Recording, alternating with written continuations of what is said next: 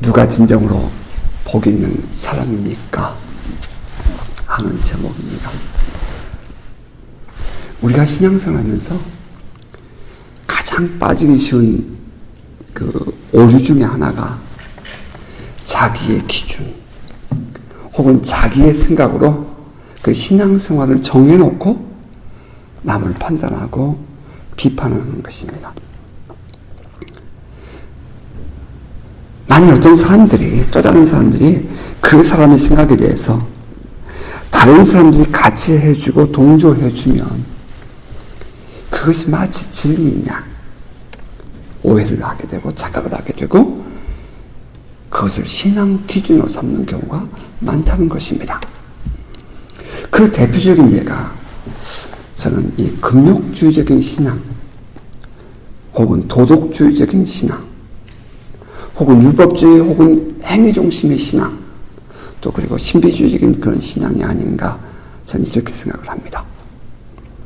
이것을 좀 쉽게 이해가 되도록 예를 들어 설명을 하면 이 금욕주의적인 신앙이라는 것은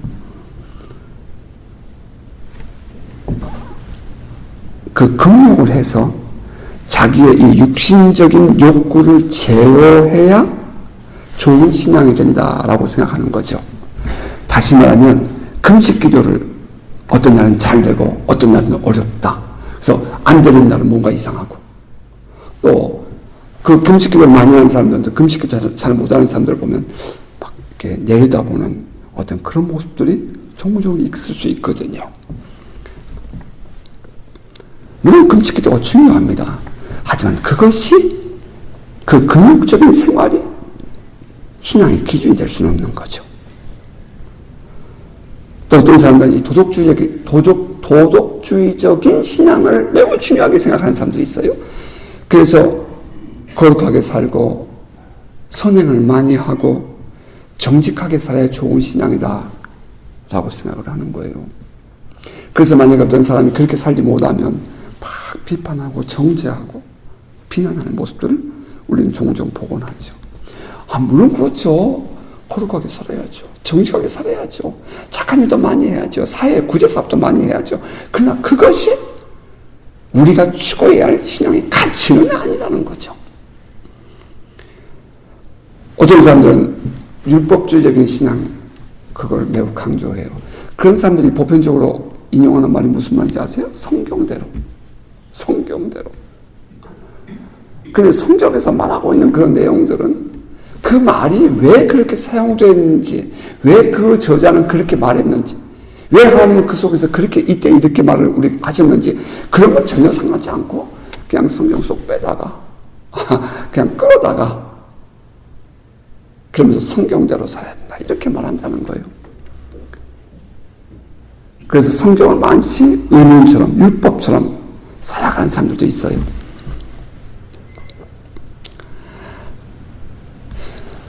또 한편에 하나님의 영이시니 기독교는 신비가 있을 수밖에 없죠.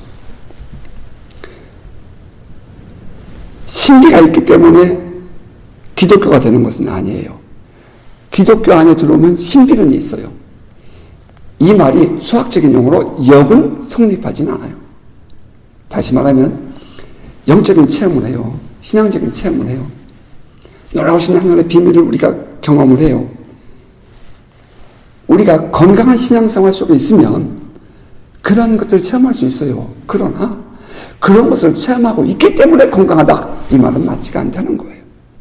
그러다 보니까 사람들이 종종 그 마지막 포인트에서 균형을 잃어버리고 한쪽으로 치우치고 넘어지는 경우들을 본다는 것은 사실입니다.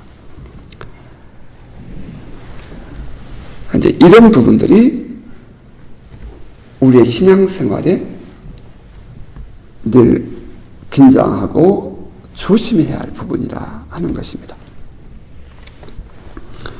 그런데 이 신앙생활을 해가면서 나도 모르게 그냥 이렇게 쑥 그런 속에 빠져드는 경향들이 우리 모든 사람들에게는 다 있어요. 저는 이것을 지난 주간 동안 내내 묵상하면서 이것은 정말 우리 인간들의 타락한 본성이다. 누구나가 그래요. 저도 예외가 아니고요. 어느 누구도 예외 아니에요. 많은 설교들을 듣고 묵상하고 책을 읽어보지만 많은 분들이 이런 오류에 빠져있고 이것이 마치 정설처럼 진리인 것처럼 받아들여지고 있다는 거예요. 참 많이 아팠습니다. 미국의 그 유명한 복음전도자 드와이트 무디 우리는 많이 들었습니다. 그 복음전도자 드와이트 무드가 그 미국의 전역을 다니면서 새로운 기독교의 리바이벌을 일으키죠. 자료에 의하면 그 드와이트 무디가 미국에서 그렇게 엄청난 말씀과 성경 안에서 그런 그 부흥을 일으켰을 때에 영국에서 무디를 초청을 합니다. 그래서 드와이트 무디가 영국에 가서 순회 집회를 하고 유럽을 다녀서 다시 미국으로 돌아가는데 2년 만에 돌아가죠. 돌아가는 드와이트 무디는 깜짝 놀랍니다. 그동안 함께 동역을 하고 사역을 했던 그 사람들의 신앙이 전혀 생각지 않았던 방향으로 흘러간 겁니다.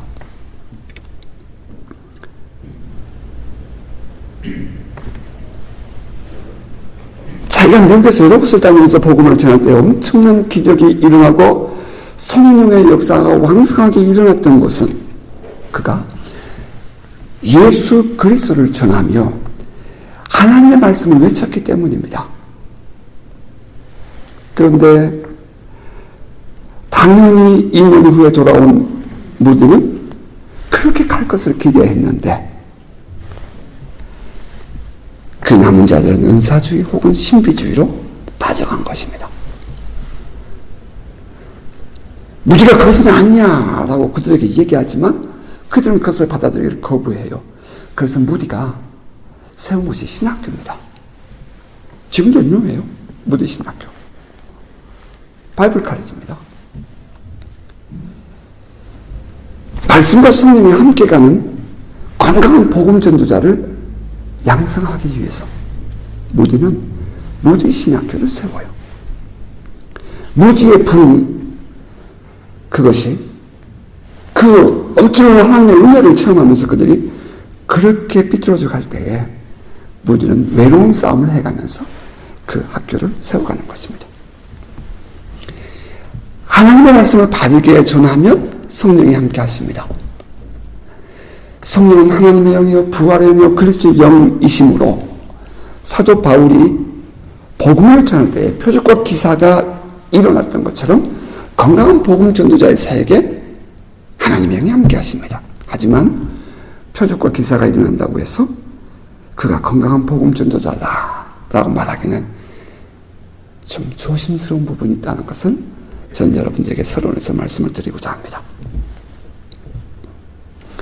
우리 모든 신앙인들이 처음에는 예수 그리스도를 믿음으로 구원을 받습니다. 이거 예외인 분 아무도 없지요. 그들이 허물과 죄가 없어서 구원받은 건 아닙니다. 거룩하게 착하게 살아서 하나님이 그들을 선택한 것 아니에요. 그들은 선행을 많이 하거나 혹은 미리 말씀대로 이미 살았기 때문에 하나님 선택해서 그를 구원한 것 아니에요. 모든 사람처럼 예외 없이 말입니다. 허물과 죄를 짓고 살던 사람들인데 하나님께서 특별한 은혜로 예수를 믿어 구원받게 하신 것입니다. 이것은 저와 여러분 우리 모두가 다 동일합니다. 예외인 사람은 없습니다. 그런데 문제는 이제 예수 믿고 구원을 받았어요. 교회에 나옵니다. 그런데 신앙생활을 해가면서 이 신앙 지식이 늘어가고 교회 안팎에서 신앙으로 말미암아 맡겨지는 그런 일들이 조금씩 늘어가면서부터 생기기 시작합니다. 이들이 하는 일반적인 이야기는 초신자일 때는 오히려 하나님의 응답도 빨리 경험을 하고 또 기쁨과 감격도 있었는데 세월이 지나면서 하나님의 응답이 오히려 늦게 오고 감격을 잃어버린 신앙생활을 하고 있다 하는 이야기들을 자주 듣습니다. 세월이 지나면서 살아계신 하나님과 더욱 친밀해지고 더 깊은 은혜의 자리로 들어가야 되는 것 아니겠습니까? 여러분 어떻게 생각하십니까? 그런데 많은 신앙인들이 그렇지 못하다는 사실이에요. 은혜 중심보다는 행위 중심으로 바뀌게 되고 하나님과의 친밀감보다는 성경 공부와 같은 그런 지식을 키워가는 데에 관심을 갖게 되고 그래야 또 인정을 받게 되고 하나님으로부터 내게 주시는 말씀이나 응답보다는 나의 주장과 나의 생각으로 신앙생활을 하게 되도록 하는 것입니다. 여러분 무엇이 문제일까요? 저는 사람들이 흔히 말하는 것처럼 우리 기독교 신앙생활은 예수를 닮아감 혹은 그 생활의 길들여짐이라고 말하는 데서부터 문제가 있다고 생각합니다. 저도 과거에 제자훈련을 가르치던 제자훈련을 받고 또 제자훈련을 가르치던 목사잖아요. 거기서 제일 첫 시간에 얘기하는 게 뭐예요? 예수를 닮아감 그것이거든요. 예수를 본받고 닮아감. 저는 근데 그게 큰 문제라고 생각을 해요. 여러분 신앙생활 예수를 닮아가는 것입니까? 여러분도 그렇게 생각하십니까? 신앙생활은 예수를 닮아가는 것이 아니라 예수의 영, 곧 성령을 받고 성령으로 거듭나서 예수가 내 안에, 내가 예수 안에 하나 되어 살아가는 삶, 그것이 신앙생활입니다. 기독교 신앙은 성령 받지 않은 건 절대로 불가능한 거예요. 나의 속사람은 변화되지 않고 겉모습만 예수의 이상을 찬양하고 윤리적인 그의 교훈을 실천한다? 이것은 참된 그리스도인의 삶의 가르침은 아닌 것입니다. 이것은 단순히 겉모습만 변하는 것입니다. 저는 이것을 이 물리적인 변화와 화학적인 변화로 여러분에게 설명드린 바가 있습니다. 나무를 깎아서 책상을 만들고 걸상을 만들 수 있습니다. 하지만 모양은 바뀌었지만 속성과 내용은 그대로 있는 것입니다. 이것은 물리적인 변화입니다. 하지만 나무에 불을 붙이면 나무가 타서 재가 되죠. 완전히 속성이 바뀌고 모양도 바뀌는 것입니다. 이것이 화학적인 변화죠. 기독교 신앙은 우리의 속사람은 그대로 있고 겉모습만 예수를 닮아가는 그런 물리적인 변화가 아닙니다. 묵상을 하면서 도를 깨닫는다든지 메디테이션, 어떤 이상을 삶 속에서 추구하며 거룩함을 이루어가는 그런 생활하는 것 여러분 아닙니다. 살아계신 성령님, 하나님의 영을 받아서 구체적으로 속사람이 변화되고 새로운 삶을 사는 것, 이것이 기독교 신앙입니다. 여러분 동의하십니까? 사도들은 예수님께 직접 교훈을 듣고 가르침을 받는 사람이었어요. 이들만큼 예수에 대해서 확실한 증거를 가진 사람이 또 어디 있겠습니까? 그런데 예수님 제자들에게 부활하신 예수님 나타나셔서 그렇게 말씀하시잖아요. 성령을 받아라. 성령을 받아라. 결정적인 새 사람들은 키거든요. 성령을 받기 전과 성령 받은 후에 제자들의 삶이 어떻게 변했는지에 대해서 우리는 잘 압니다. 성령을 받아야만이 참된 변화를 누릴 수 있기 때문입니다. 기독교 신앙은 성령을 받아 예수와 하나가 되는 것입니다. 이때 우리 안에 계신 성령은 우리로 하여금 예수 그리스도의 보냄받은 대사로서의 삶을 살게 하고 이 세상에서 하나님 나라의 증인으로 예수 그리스도의 증인으로 살아가게 하는 것입니다. 다시 말하면 기독교 신앙은 단순히 예수 닮기가 아니며 예수의 이상을 찬양하고 그의 교훈을 실천하는 것이 아니라 성령을 받고 예수와 하나 되어가는 삶이어야 한다 하는 것입니다. 성령 충만하시기를 주의 이름으로 축복합니다. 자, 이제 로마서를 묵상하다 보면 믿음으로 의롭게 된다, 믿음으로 구원을 받는다, 이것이 더욱더 분명해집니다.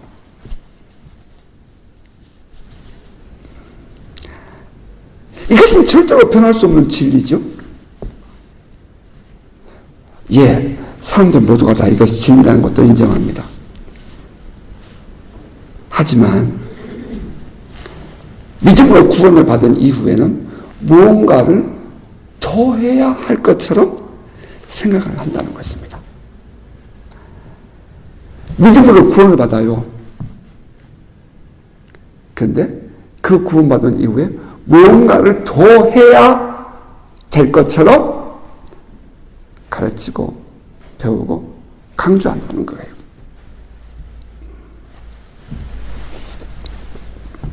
이렇게 말하는 분들 주로 사용하는 내용이 뭐예요? 열매를 보아서 나무를 알 수 있다. 그런 말이죠. 마태복음 7장 15절 이하의 말씀을 그들은 자주 인용을 해요. 제가 읽어드려 볼게요.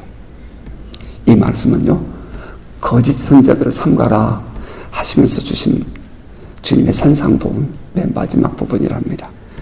거짓 선지자들을 삼가라, 양의 옷을 입고 너에게 나오나 속에는 노략질하는 일이라. 그들의 열매로 그들을 알지니 가시나무에서 포도를 또는 엉겅퀴에서 무화과를 따겠느냐. 이와 같이 좋은 나무마다 아름다운 열매를 맺고 못된 나무가 나쁜 열매를 맺나니 좋은 나무가 나쁜 열매를 맺을 수 없고 못된 나무가 아름다운 열매를 맺을 수 없느니라. 아름다운 열매를 맺지 아니하는 나무마다 찍혀 불에 던져지느니라. 이러므로 그들의 열매로 그들을 알리라. 그래서 사람들은 우리가 구원받은 사람이라는 것을 보이기 위해서 도덕적이고 율법적인 어떤 삶을 살아야 한다는 생각을 하게 되는 것입니다. 그들 중에는 금식을 하고 구제를 하면서 마치 자기들이 건강한 신앙인인 것처럼 보이고 싶어 하고요. 또 그리고 자기 스스로도 그렇게 해야 자기가 신앙생활을 잘하고 있다고 스스로 위안을 삼는다는 것입니다. 단순히 믿음으로 구원을 받는 것은 어딘지 모르게 부족한 듯 느껴지기 때문입니다. 그것이 지금 로마 교회 안에 있는 이 유대교에서 개종하에 들어온 신앙인들 속에 있는 문제였어요. 물론 이제 뒤에 가서 잠깐 더 보겠지만 여러분, 갈라디아서 3장에 보면 말이죠, 사도 바울이 갈라디아 교우들에게 이런 얘기를 해요. 너희가 성령을 받고 그 능력 안에 살게 되는 이것이 행위로냐 믿음으로냐.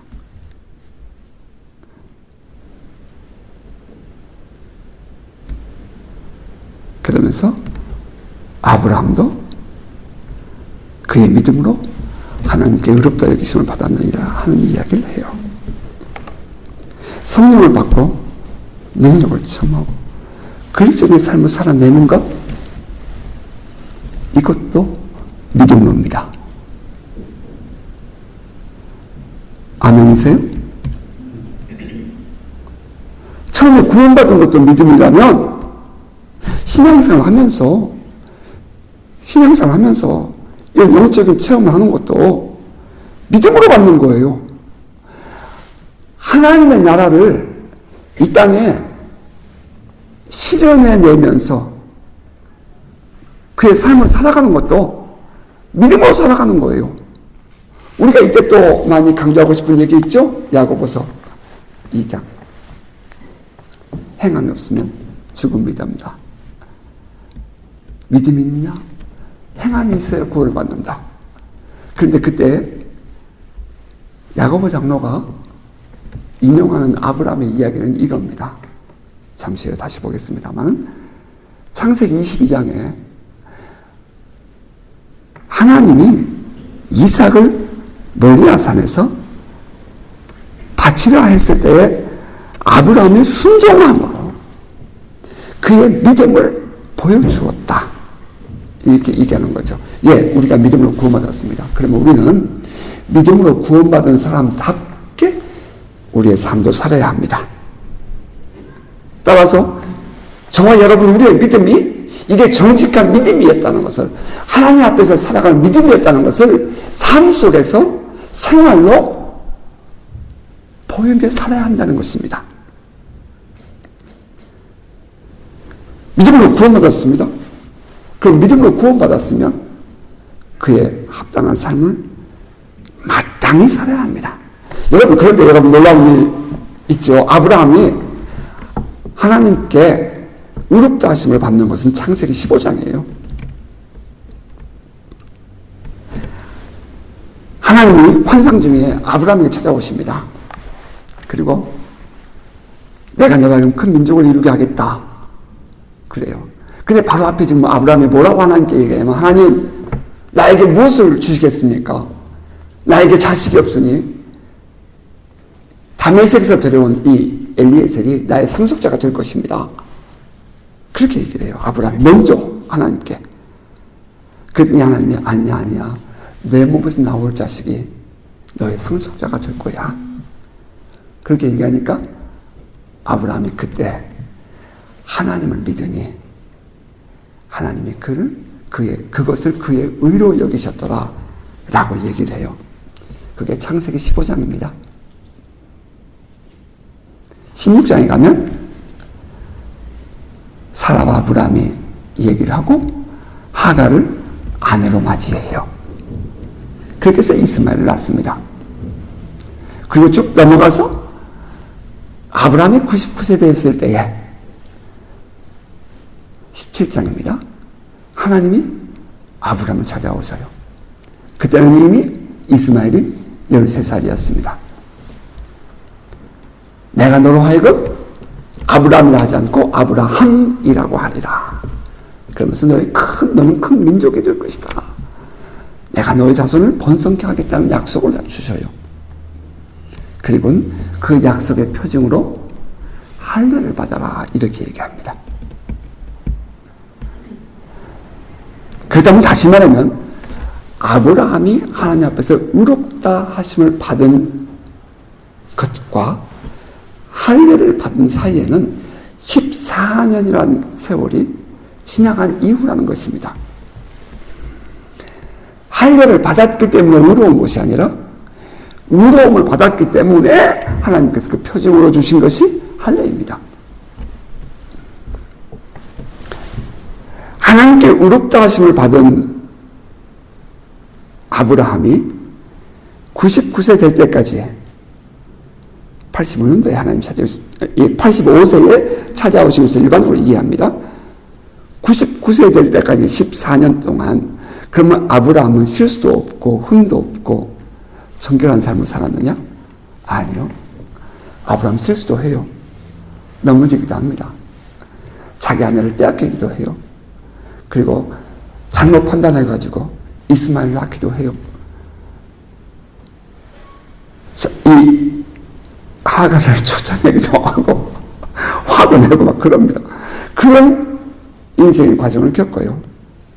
그럼에도 불구하고 그런 모든 걸 다 하나님의 의롭게 여기심 속에서 받아주시고 그를 용납하시는 거예요. 받아주시고 그에게 찾아오신 하나님은 아브라함에게 할례를 받아라 이렇게 얘기해서 할례가 이루어집니다.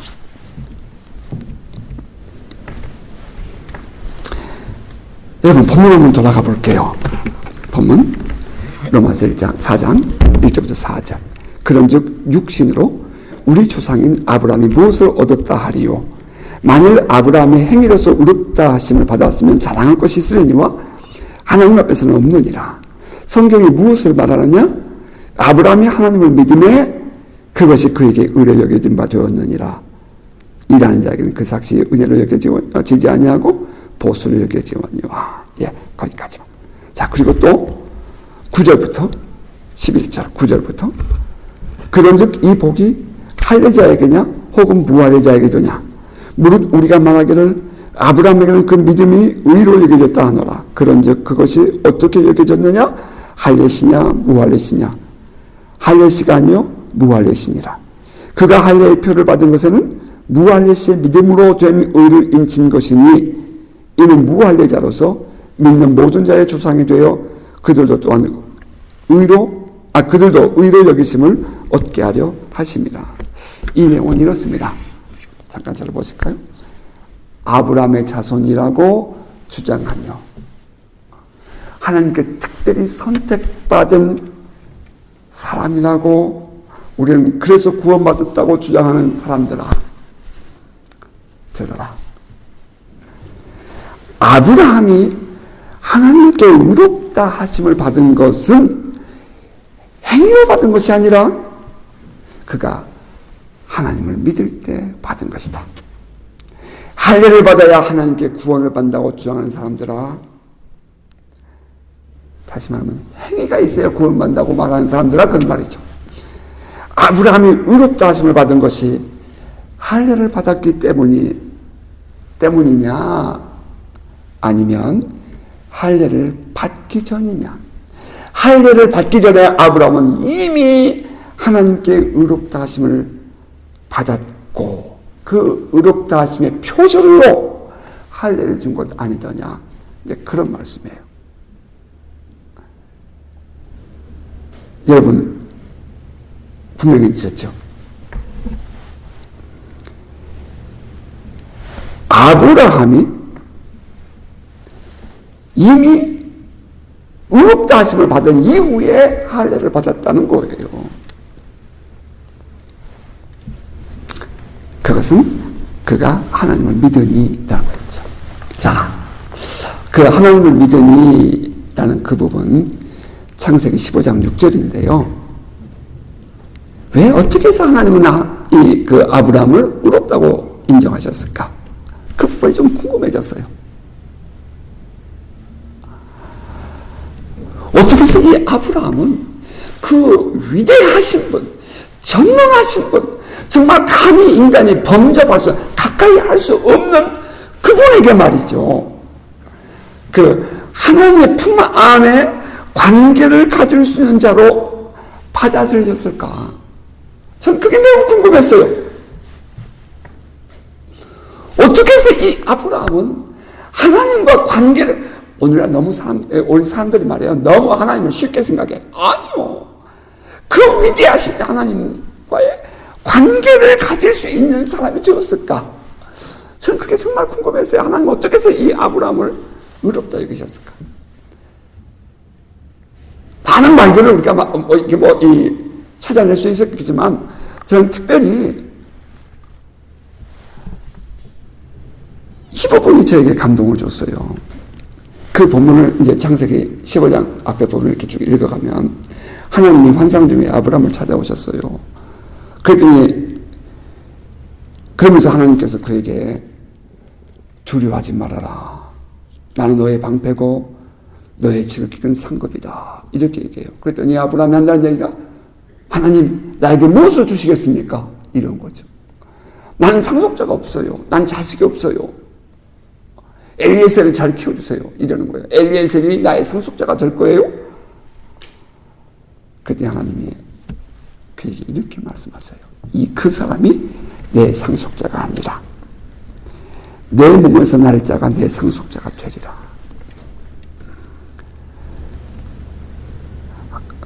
하늘을 우러 무뼈를 셀 수 있나 보라. 내 자손이 이와 같으리라. 그랬어요. 그랬더니 아브라함이 그 순간에 자기가 가지고 있었던 생각, 자기가 가지고 있었던 판단, 자기가 가지고 있었던 모든 주장, 그걸 싹 내려놓아 버립니다.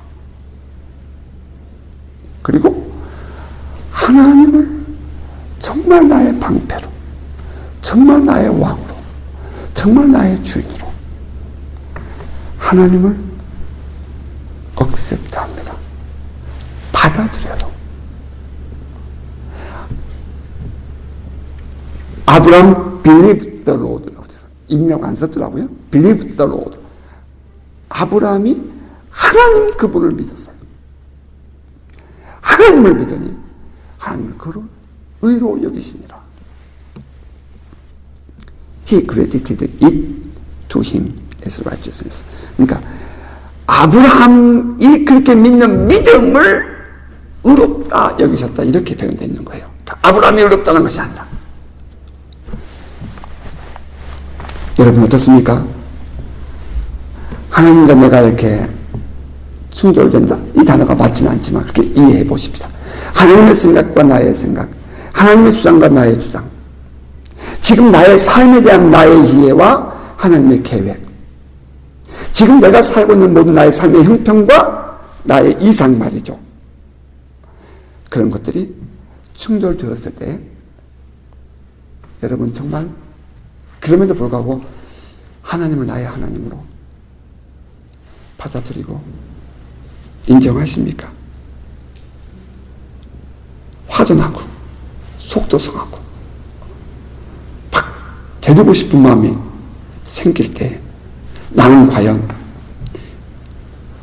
하나님이 나에게 이렇게 말씀하셨어. 나는 그 앞에서 나는 정말 내 인생의 모든 것을 다 내려놓고 주님께 서렌더, 항복하고 복종할 수 있습니까? 아브라함이 그랬다는 거예요. 예, 아브라함은 이미 갈대아 우르에서 나온 사람이에요. 생각해 보세요. 아브라함이 갈대아 우르에서는 상업을 하고 있었거든요. 사회적인 지위줬었다고요. 그 모든 환경이 다 여유로웠어요. 딱 하나 그가 붙잡고 나온 것 아니겠어요? 하나님이 가라 하시니 갈 바를 알지 못하고 나온 거 아니에요? 그 하나님 바라보고 출발했다고요. 그 인생이. 그 모든 것을 내려놓고 이미 하나님 바라보고 따라왔어요. 그럼 우리 같으면 우리들의 신앙생활을 돌아보면은 그때는 믿음으로 했어요. 근데 좀 지나면서 나도 모르게 자꾸 율법적인 행위, 도덕적인 행위, 아니면 또 금욕적인 행위, 어떤 무엇인가를 해가지고 내가 뭔가를 자꾸 찾아가게 된단 말이에요. 그런데 아브라함에게 하나님이 찾아오셨어요.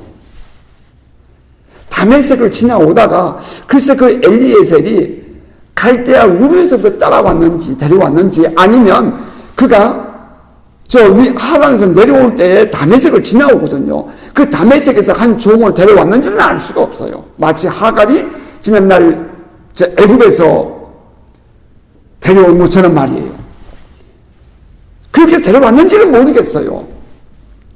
그러나 아들이 없는 이 아브라함은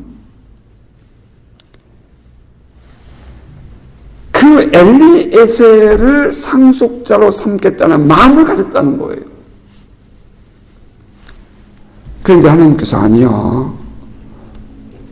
너의 몸에서 날짜가 내 상속자가 될 거야 라고 말할 때에 전혀 환경도 아니고 상황도 아니고 모든 것이 아니었음에도 불구하고 아니요 현실을 보면 아니라고 대답해야 돼요. 그럼에도 불구하고 밑도 끝도 없이 하나님께서 이렇게 하신다고 하나님을 믿고 자기의 생각을 내려놓는다는 거. 여러분 그거 쉽지 않은 얘기예요. 포기하기 어려운 거예요. 정말 나의 삶의 가치를 포기하고 내 인생을 바꾼다고요? 쉬운 것 아니에요. 내가 지금까지 공부하고 내가 지금까지 살아왔던 내 모든 삶의 방법들, 내가 지금까지 살아왔던 모든 것들을 다 내려놓는다고요? 그거 쉬운 것 아니에요. 그런데 아브라함이 하나님을 믿음에 라는 말 속에는 그가 모든 것을 내려놓고 하나님께 주님 당신이 나의 주님이십니다. 주님 제가 주님께 항복합니다. 주님 그렇습니다. 라고 인정했다는 거예요. 이것이 하나님 보시기에 의롭게 여기는 이유였다는 거죠. 여러분, 우리 하나님께 날마다 이 복종하고 순종하는 삶, surrender, 우리가 하나님께 순종하는 삶, obey, 우리가 하나님께 이 굴복하고 복종하는 삶, 그렇게 살아가게 되기를 주의 이름으로 축복합니다. 정말 하나님을 나의 왕으로, 정말 하나님 나의 주인으로, 정말 인격적으로 여러분 받아들이시기를 주의 이름으로 축복합니다. 그렇게 해서 이제 의롭다 역심을 받았잖아요. 그래서 할례를 이제 14년 이후에 하나님이 다시 찾아오시고 그에게 할례를 하라고 그러신 거 아니에요.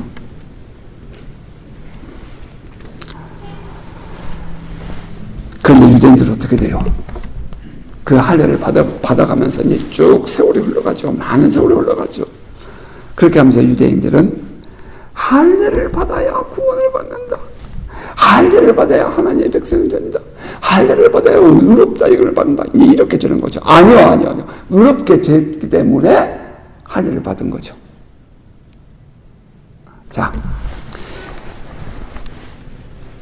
사도 바울이 이렇게 말씀하실 때의 의도가 뭐예요? 우리는 이미 이 로마서 기록되고 있는 배경 알잖아요. 고린도에서.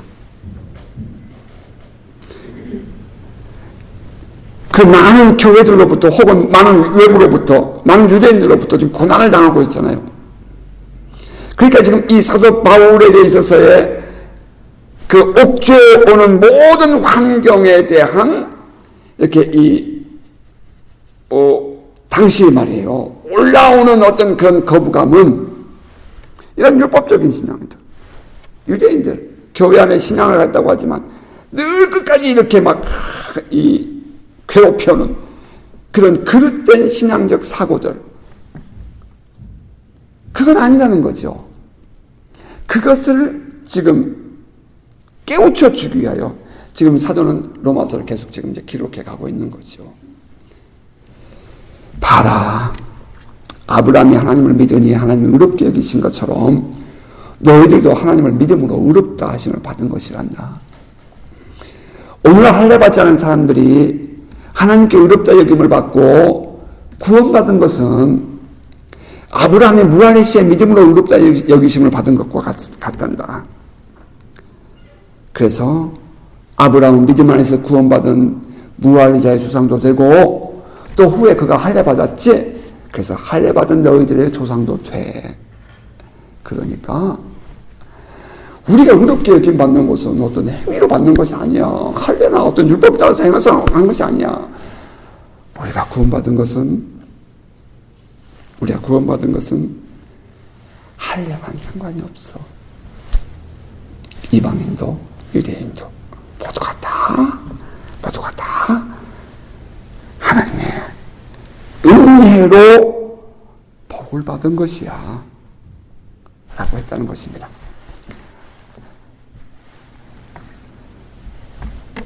여러분, 죄인이 죄 없다 여김을 받았습니다. 이보다 더 큰 은혜가 있겠습니까?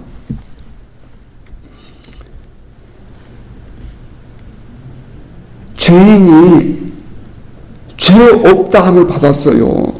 용서받았다는 말입니다. 이보다 더 큰 은혜가 어디 있어요? 여러분 관계, 여러분 가정에서, 여러분 또 이 자녀과의 삶에서, 여러분 친구들과의 삶에서, 여러분 이웃과의 삶에서 말이에요. 어찌하든지 많이 용서하고 어찌하든지 많이 용서받을 수 있는 그 기쁨을 누리는 저와 여러분 될 수 있기를 바라요. 사도는 시편 32편 1절 2절의 말씀을 인용해서 이렇게 기록했어요. 본문 4장 5절부터 8절입니다.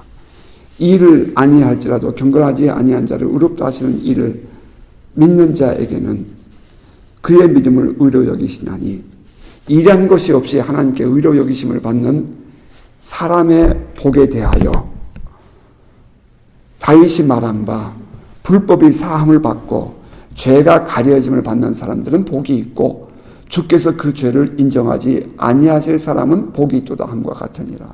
시편 32편 이렇게 기록되어 있답니다. 허물의 사함을 받고 자신의 죄가 가려진 자는 복이 있도다. 마음에 간사함이 없고 여호와께 정죄를 당하지 아니하는 복이 있도다. 이렇게 되어 있어요. 그렇습니다. 우리는 모두가 다 죄인이죠. 하나님 앞에서 의로운 사람은 전혀 없습니다. 그럼에도 불구하고 하나님은 우리를 의롭다라고 여겨주셨습니다. 이것이 은혜입니다. 아멘입니까? 이것이 은혜예요. 하나님이 우리에게 요구하신 것은 오직 하나입니다. 뭐예요? 오직 믿음으로. 여러분, 우리가 아무리 선행을 행하고 말해요. 정말 나의 생명을 친구를 내준다 할지라도 말이죠. 이것이 결코 하나님 보시기에 의롭다고 인정할 만큼 될 수 있는 것도 아무것도 없어요. 여러분이 금식을 하면 내 몸을 쳐서 말이야 피가 흘리도록 내가 금욕을 해가면서 내가 하나님께 매달려서 내가 하나님을 만났다 할지라도 여러분 그것이 결코 의가 될 수가 없어요. 우리가 뭐 엄청난 나의 헌신을 통해서 내가 하나님을 섬겼다 할지라도 그것이 결코 하나님 앞에서 의롭다라고 여김받을 수 있는 것 아무것도 없어요. 다 소용없는, 죄송해요. 다 소용없는 일이요. 우리가 하나님께 의롭다고 여기심을 받는 것은 오직 한 가지 밖에 없어요. 그렇다고 여러분 나 구원파 아니에요. 성경이 그렇게 말해주고 있는 거예요. 오직 한 가지밖에 없어요. 오직 믿음으로. 오직 믿음으로. 하나님이 어떤 분이시죠? 우리는 감히 하나님을 아버지라 부를 수 없는 분이십니다. 전지전능한 분이에요. 여러분 전지전능하다는 그 말이 무슨 말인지 아시죠? 천지를 만드신 분이시라고요. 엘로힘. 병이 고쳐지는 그 정도가 아니죠. 우리 모든 생명의 주인이시잖아요. 바로 그 위대하신 그분 말이에요. 그분. 언제 우리 김 목사님 설교하신 내용을 보니까 이 유대인들은 이렇게 이 서판을 쓰다가 여호와 엘로힘 남은 붓을 씻고 다시 쓴다. 혹은 토판을 바꾼다. 그 얘기 언제 한번 하시더라고요. 맞아요. 하나님은 그렇게 위대하신 분이라고. 큰 분이에요. 정말 큰 분이에요. 감히 그분의 이름조차도 함부로 부를 수 없는 귀한 분이죠. 그 하나님을 기쁘시해야 하고 하나님께부터 인정받을 수 있는 것 아무것도 없습니다, 여러분. 딱 하나 있다면 그 하나님을 믿어드리는 거예요. 하나님은 그것만을 우리에게 요구하셔요. 너 하나님을 믿느냐는 거예요. 이보다 더 귀한 진리가 어디 있어요? 히브리서 기자는 이렇게 말했잖아요. 믿음이 없이는 하나님을 기쁘시게 하지 못하나니 하나님께 나아가는 자는 반드시 그가 계신 것과 아멘. 또한 그가 자기를 찾는 자들에게 상 주신 이심을 믿어야 할지니라. 하나님이 살아계신다는, 하나님이 계신다는 그 존재 자체를 내가 믿어드리는 것 하나님 엄청나게 기뻐하신다는 거예요. 참 그게 어떻게 기쁨이 될지 모르겠지만 하나님 그러신데, 그러니까 하나님께 나오는 데가 하나님 상 주신다는 거예요. 그것을 믿는 것 하나님이 그렇게 기뻐하신다는 거예요. 남에게 하나님께 나오시길 주님은 축복합니다. 우리가 한 것이라고 하면 오직 하나님을 믿는 것, 이게 너무 좀 불경스럽다면은 하나님을 믿어드리는 것이라는 거예요. 그것밖에 없습니다. 그런데 하나님은 그것을 기쁘게 여기시고 우리의 죄를 사하시고 우리를 의롭다 여겨주신 것입니다. 여러분이 죄가 없어서 죄 없다 하신 것 아니에요? 오늘 주보 여러분 찰스 피니의 그 책에 있는 내용 조금 제가 타이핑해 드렸어요. 하나님의 사역자들 어떻게 위로부터는 능력을 받지 않고 사역을 할 수 있느냐. 더군다나 그 내용 쭉 여러분 읽어보십시오. 더군다나 이 거룩한 공동체를, 이 하나님의 공동체를 이끌어갈 사역자들이 어떻게 성령받지 않고 능력받지 않고 어떻게 하느냐. 그러면서 막 책망을 해요. 저는 그 책 읽고 지난주에 읽었는데 한 주간 내내 그것 때문에 실험했어요. 여러분 꼭 오늘 주보 읽어보세요.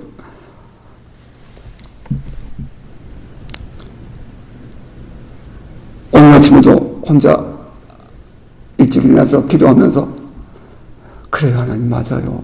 이 거룩한 공동체, 하나님의 백성들, 하나님의 성도들을 제가 이분들 앞에 서야 되고 제가 이들을 이끌어가야 하는 목사인데 하나님 저에게 긍휼을 베풀어 주세요. 주님 저에게 긍휼을 베풀어 주세요. 막 그러면서 기도하고 왔어요.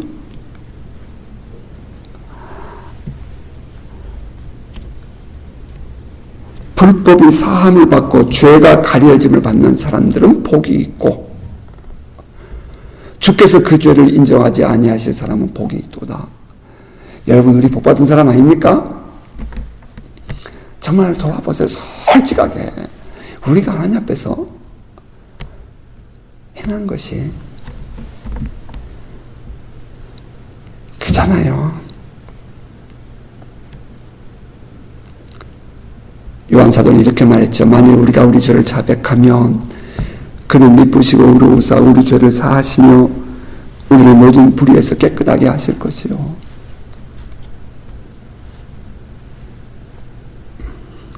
히브리서 기자는 또 이렇게 말했답니다. 그러므로 우리는 긍휼하심을 받고 때를 따라 돕는 은혜를 얻기 위하여 은혜의 보좌 앞에 담대히 나아갈 것이니라. 여러분 우리가 받은 복이 무엇이에요? 하나님께 우리 자신이 받아들여짐 이건 아닙니까? 용서받고 하나님과 함께 할 자로 여김을 받은 하나님의 은혜입니다. 말씀을 맺겠습니다. 사도 바울은 갈라디아서 3장에서 이렇게 말씀합니다. 너희에게 성령을 주시고 너희 가운데서 능력을 행하시는 이의 일이 율법의 행위에서냐 혹은 듣고 믿음에서냐 아브라함이 하나님을 믿음에 그것을 그에게 의로 정하셨다 함과 같으니라. 그런즉 믿음으로 말미암은 자들은 아브라함의 자손인 줄 알지어다. 오직 믿음으로. 성령을 받고 성령의 역사하심을 누리는 이 모든 것 이것이 오직 믿음으로 받은 것이며 예수를 믿고 구원을 받음 그리고 그 위의 모든 삶조차도 오직 믿음을 증거하는 삶이어야 합니다. 이것이 야고보 장로의 가르침이죠. 우리 조상 아브라함이 그 아들 이삭을 제단에 바칠 때에 행함으로 의롭다 하심을 받은 것 아니냐. 내가 보거니와 믿음이 그의 행함과 함께 일하고 행함으로 믿음이 온전하게 되었느니라. 이에 성경에 이른바 아브라함이 하나님을 믿으니 이것을 의로 여기셨다는 말씀이 이루어졌고 그는 하나님의 보시라 칭함을 받았나니 이로 보건대 사람이 행함으로 의롭다 하심을 받고 믿음으로만은 아니니라. 이 부분 다시 한번 또 돌아볼 때가 올 것입니다. 우리 다음 주에 이제 이 아브라함의 믿음 한 번 더 묵상하도록 하겠습니다. 여러분 믿음으로 사십시다. 오직 믿음으로. 우리가 믿음으로 구원받은 자들입니다. 우리가 믿음으로 하나님께로부터 인정받은 자들이에요. 자 그렇다면 우리의 삶도 믿음으로 사는 내시기 바랍니다.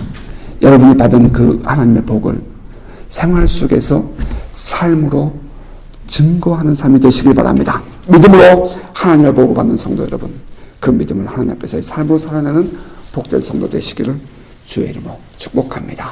아멘.